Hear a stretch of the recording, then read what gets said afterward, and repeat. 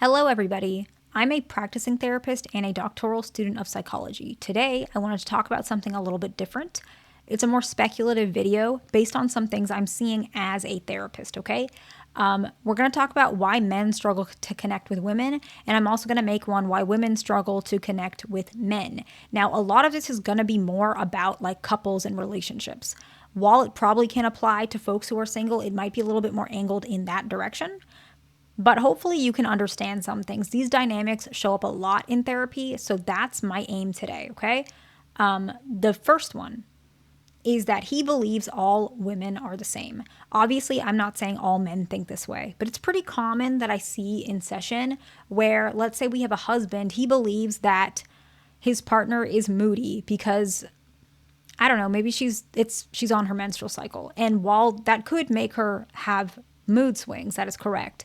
But let's say she's telling me in session, it's not about, being on my cycle. I've been telling him this for weeks, but he's just not listening. And he's saying, no, all women are the same. They are fickle with their emotions. They don't know what they're talking about, X, Y, and Z. Of course, this is like really exaggerated, okay? And this is just an example. But what ends up happening is she feels very misheard and misunderstood, and she feels like she has no reason to want to connect with this person. And in a dating setting, a lot of times men might say, like, if I'm working with an individual, a lot of times he says, like, I'm trying to challenge my negative beliefs, but I always believe, like, all women want is, like, a rich guy who makes a lot of money. Like a rich guy, he comes from a good family, he makes a lot of money, he's like 6 foot, which is not true. Like, not all women are like that. I work with couples and I look at both the male and female in session. That's not the pattern. I don't think there is a pattern. While that might be more common with some people, it's not everybody. I imagine, and this could be a little bit off topic, but this video is like speculative in general. I imagine that the women that are like that, this could be wrong. I think a lot of the women who are like that are the ones who are single, which is why maybe for single men, you guys are seeing ladies like that more often, because a lot of women who are not like that, maybe they got with somebody early in their life and they stayed with him and he stayed with her because like they connected on a more healthy level. Whereas the ladies who are maybe in the single dating pool are more picky or more specific or more X, Y, and Z. And that's why she's single. So I'm not saying that women are not like that. It just, a lot of the women who are like that are probably single for a reason. I don't even know. Maybe that's not even, like, I don't even know if there's any claims to that. I'm just speculating as to why a lot of men might feel like ladies are the same, because you might be bumping into the same type of lady because those are the ones that are available.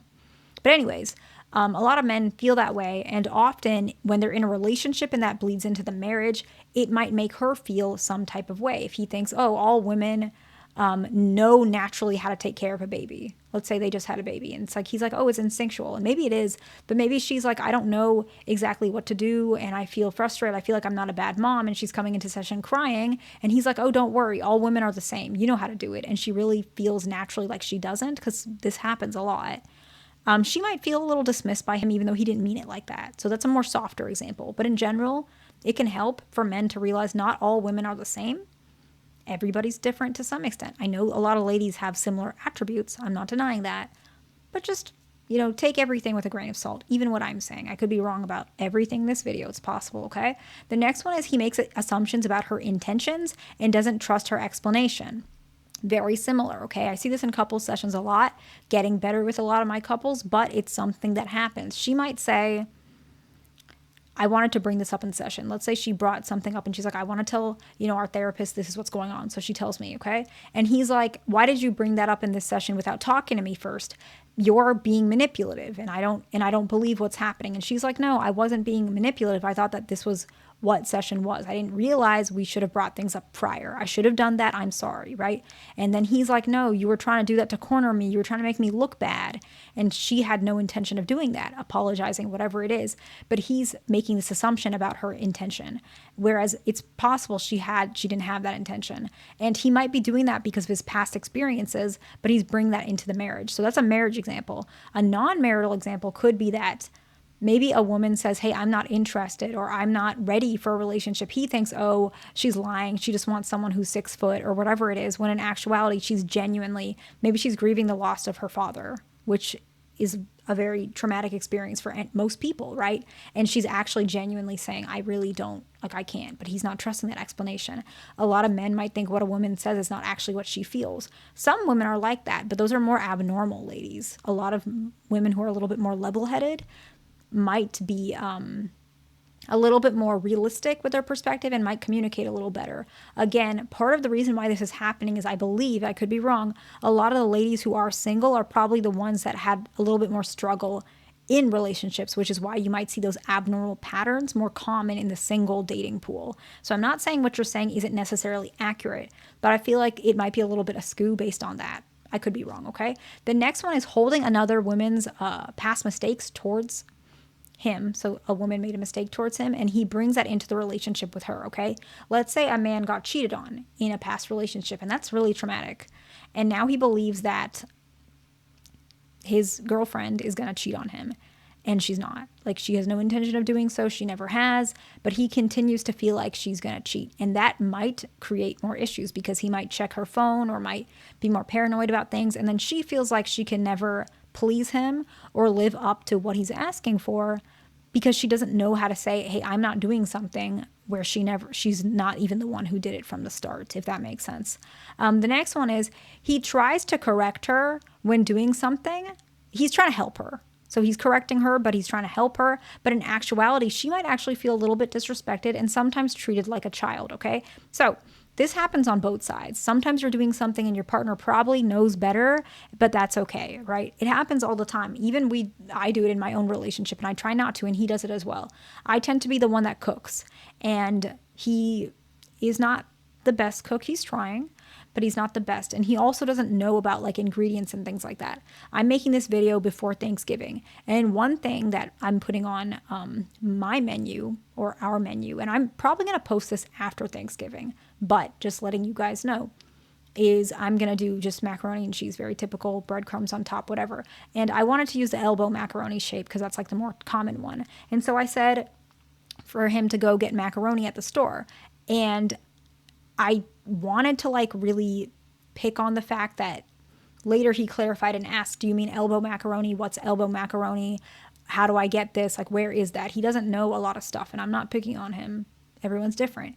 And like, there was definitely a part of me that was like, I really wanted to like correct him and like tell him exactly what to do. But I'm like, you know what? I trust that he's going to find it. So I clarified it. I said elbow shaped macaroni, dry pasta.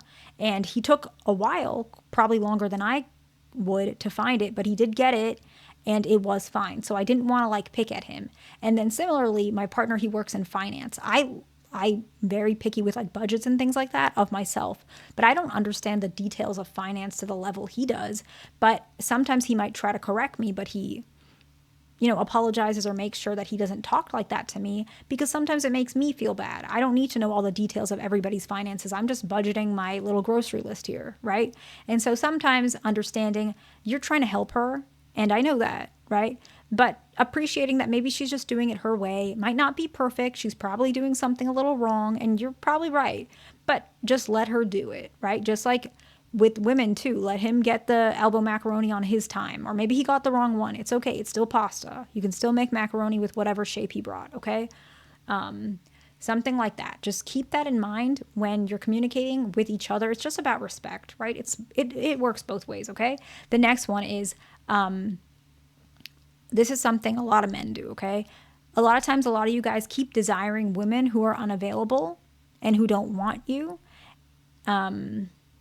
And then you believe all women reject you because you keep chasing unavailable ladies. This isn't your fault. It comes from trauma. Like, you guys probably had a traumatic experience. And I know not all men are like this, of course, but there are some men who do this. They chase unavailable women. These unavailable women don't want him, or maybe she's already in a relationship, or maybe she just doesn't want relationships, whatever it is. And then he believes all women are like this and they all reject him, without realizing there are available women who want him. He just doesn't want those people because he's attached to that unavailable concept. And I might make a video expanding that, because both genders do this, okay? I might make another video on that, but let's just move on. The next one, he's afraid to be vulnerable because he was burned before. You were vulnerable with the wrong lady. I get that. You were vulnerable with the wrong person. Some of you guys have had friends who have done things to you that I'm sorry that it happened, right? You were vulnerable to them. They took that and they hurt you. And so now you're struggling to actually be vulnerable with ladies in general because you don't know who to trust and who not to trust, and you don't know how to connect. But sometimes being a little bit vulnerable can help. And so one way to test it is just be a little bit vulnerable and see what she does with that information. Does she take it seriously, or does she go and tell all her friends about it? Just something that might be a little bit less risky to share. See how she does with it. That can be like your way to test is she going to respect who you are. And then if you see that she treated that properly, or where you feel safe, be a little bit more vulnerable. Being vulnerable for men can be challenging, but it actually can be very beneficial because you can connect very deeply with somebody, okay? I hope this video is helpful to somebody. Please like, subscribe. I'll see you in the next one.